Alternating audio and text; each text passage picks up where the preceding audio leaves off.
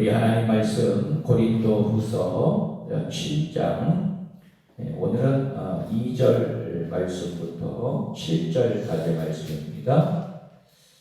고린도후서 7장 2절에서 7절까지 말씀, 제가 한 절, 그리고 여러분들이 한 절 같이 우리 교독하며 낭독합니다. 마음으로 우리를 영접하라. 우리는 아무에게도 불의를 행하지 않고 아무에게도 해롭게 하지 않고 아무에게서도 속여 빼앗은 일이 없노라. 내가 이 말을 한 것은 너희를 정죄하려고 하는 것이 아니라 내가 이전에 말하였거니와 너희가 우리 마음에 있어 함께 죽고 함께 살게 하고자 합니다.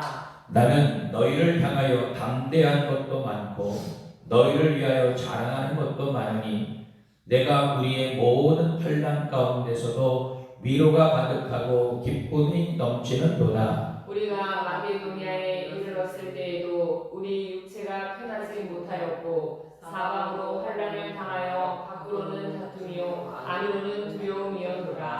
그러나 낙심한 자들을 위로하시는 하나님이 디도가 옴으로 우리를 위로하셨으니 그가 온 것뿐이 아니요 오직 그가 너희에게서 받은 그 위로로 위로하고 너희의 사모함과 애통함과 나를 위하여 열심히 있는 것을 우리에게 보고함으로 나를 더욱 기쁘게 하였느니라. 아멘.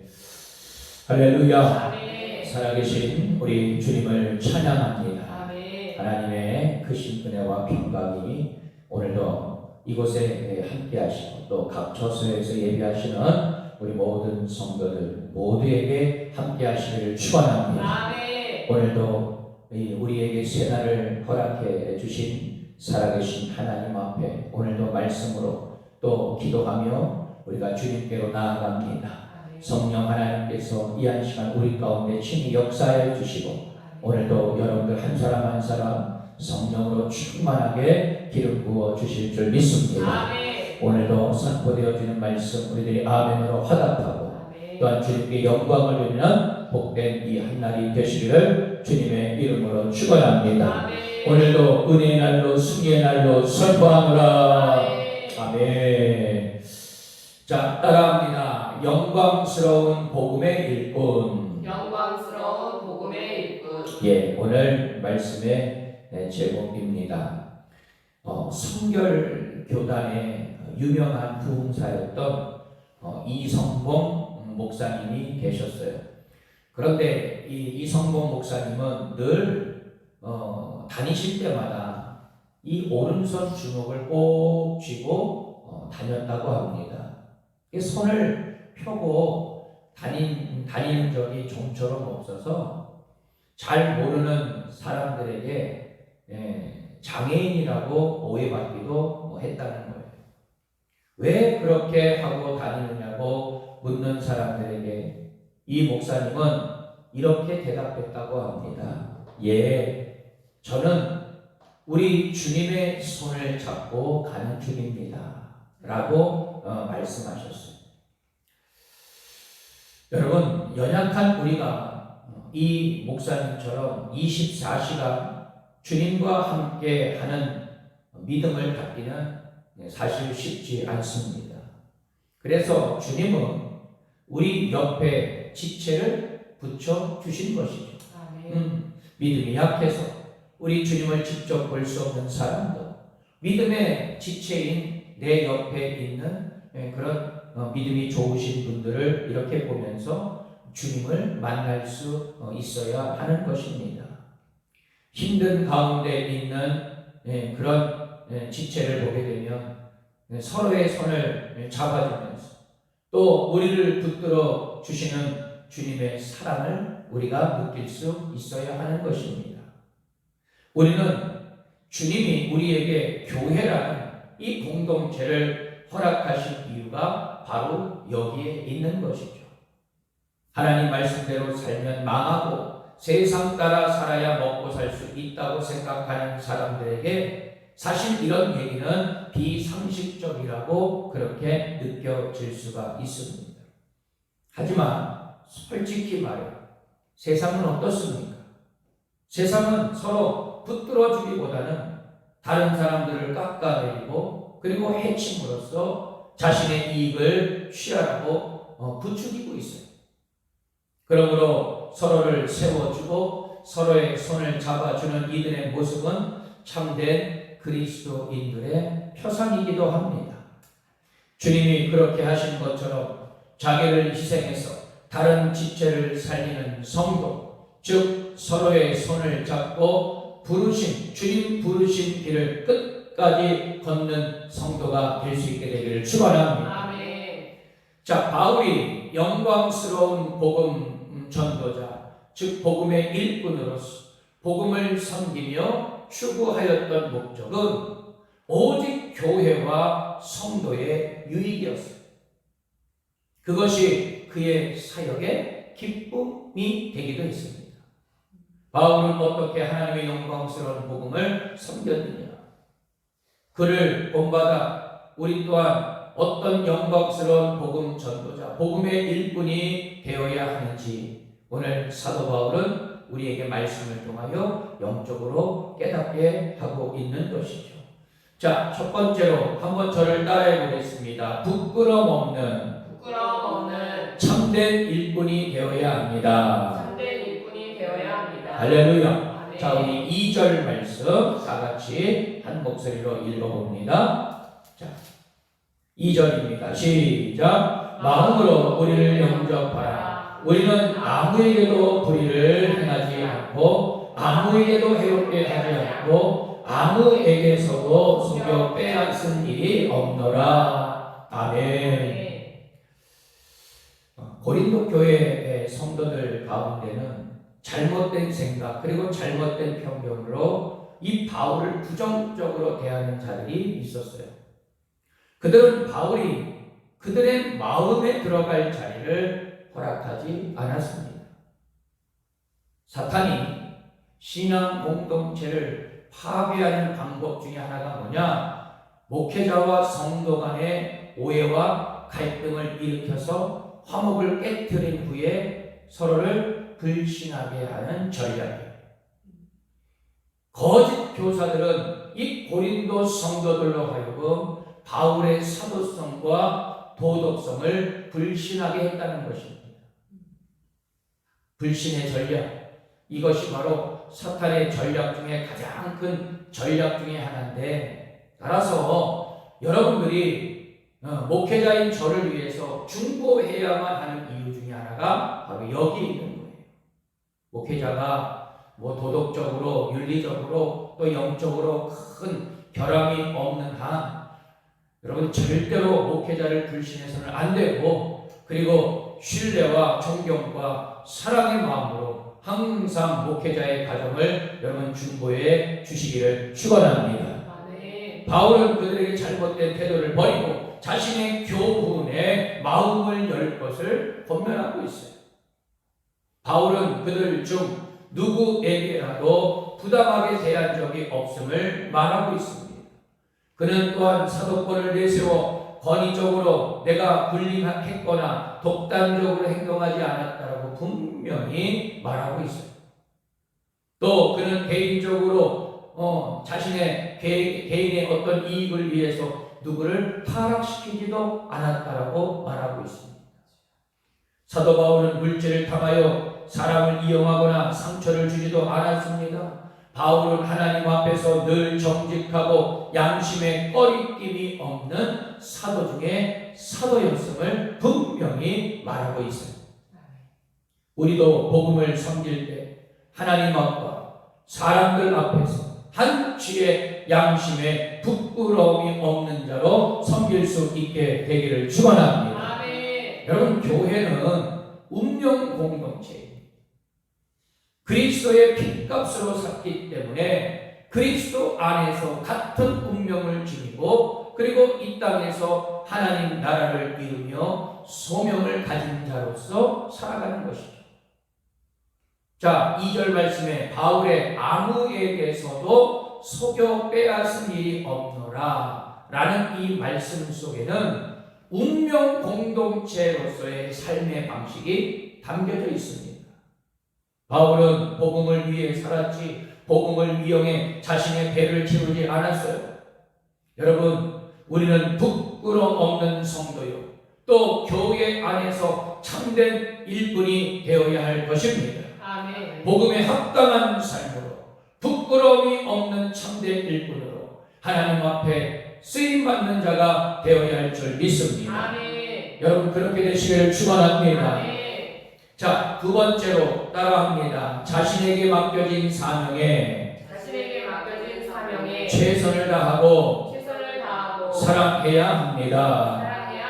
할렐루야. 네. 자, 우리 3절 말씀, 여러분들 3절 다 같이 읽습니다. 시작. 내가 이 말을 하는 것은 너희를 정죄하려고 하는 것이 아니라 내가 이전에 말하였거니와 너희가 우리 마음에 있어 함께 죽고 함께 살게 하고자 함이라. 아멘.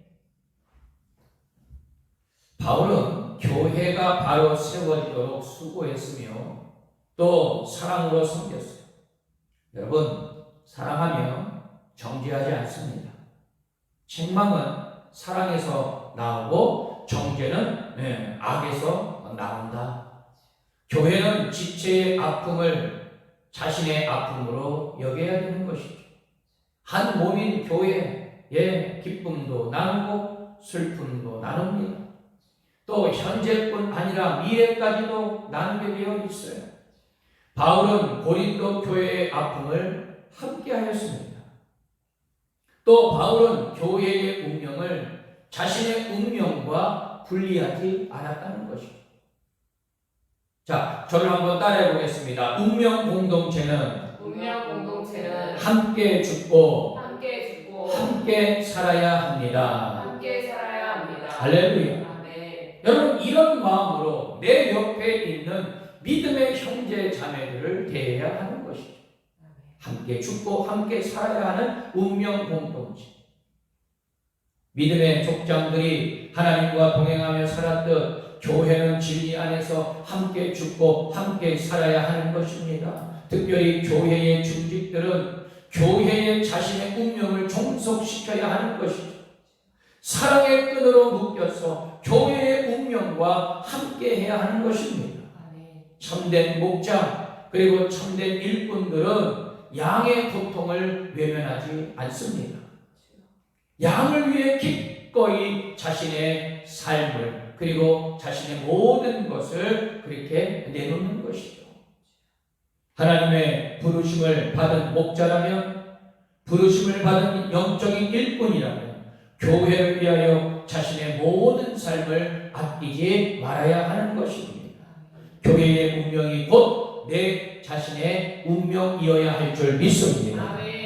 더구나 바울은 이 고린도 성도들과 정말 생과 사를 함께하는 깊은 애정을 가지고 있었어요. 바울은 고린도 성도들을 자신의 유익을 위해서가 아니라 참다운 목자의 심정으로 대하였습니다. 그러했기에 그는 고린도 교인들에게 언제나 솔직하게 말할 수가 있었던 것이죠. 바울은 언제나 고린도 성도들을 자랑스럽게 생각을 했습니다. 바울은 그들을 생각하며 핍박과 고난까지도 견뎌냈던 것이죠. 바울은 하나님이 자신에게 맡겨주신 이 사명을 귀하게 여기고 소중히 여겼습니다. 여러분들 또한 자신이 맡은 사역을 사랑하고 그 일에 최선을 다하는 일꾼들이 되시기를 축원합니다. 여러분, 죽음을 각오한 운명 공동체는 강력한 힘을 발휘하게 되어 있어요. 진리로 하나가 되어서 모든 일을 어떻게 해요? 담대하게 처리해 나아갑니다. 담대함은 자유로움인 것이죠. 꺼리낌이 없이 하나 되고 서로 투명합니다. 서로가 서로에게 거짓이 없기 때문인 것이죠. 여러분, 진리, 단순하지만 강하다는 사실. 강한 선교 대명교회 공동체가 되시기를 축원합니다.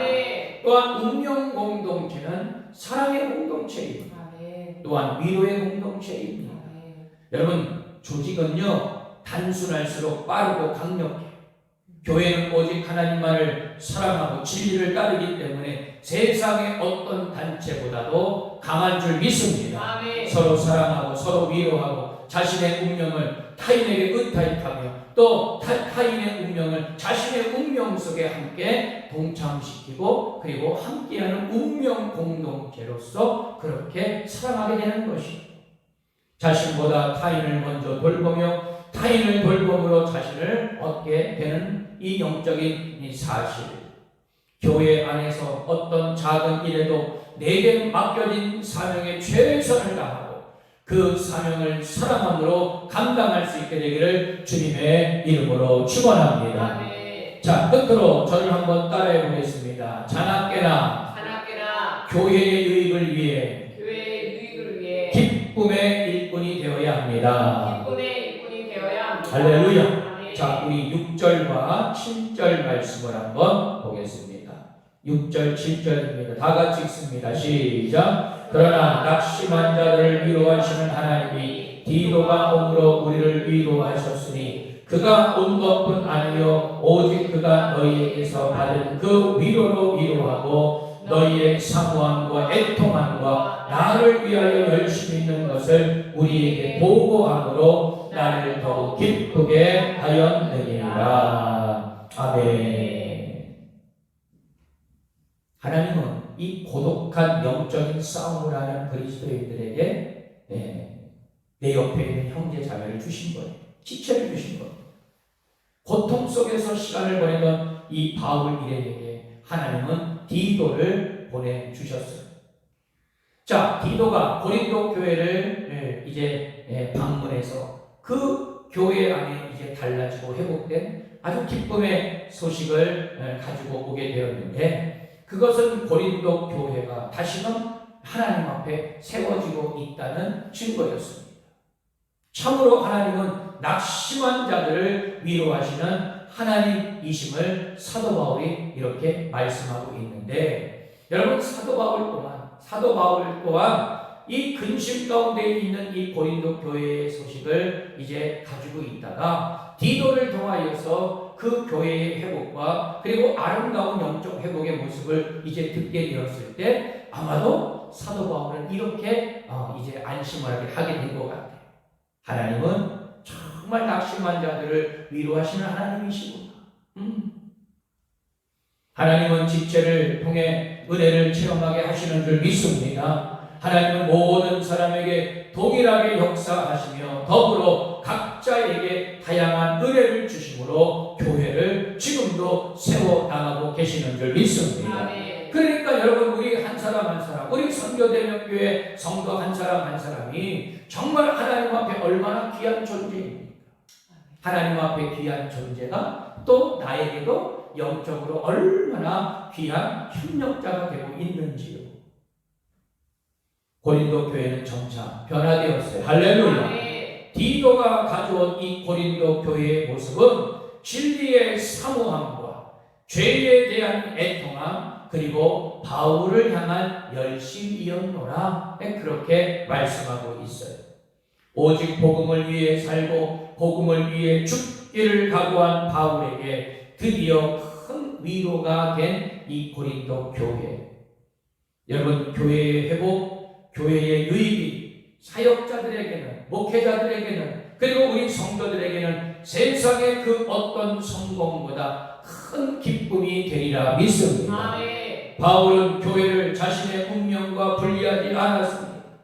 여러분 교회의 기쁨이 내 자신 우리 자신의 기쁨이 되어야 하고 할렐루야. 아멘. 교회의 아픔이 내 자신의 아픔이어야 하는 것입니다.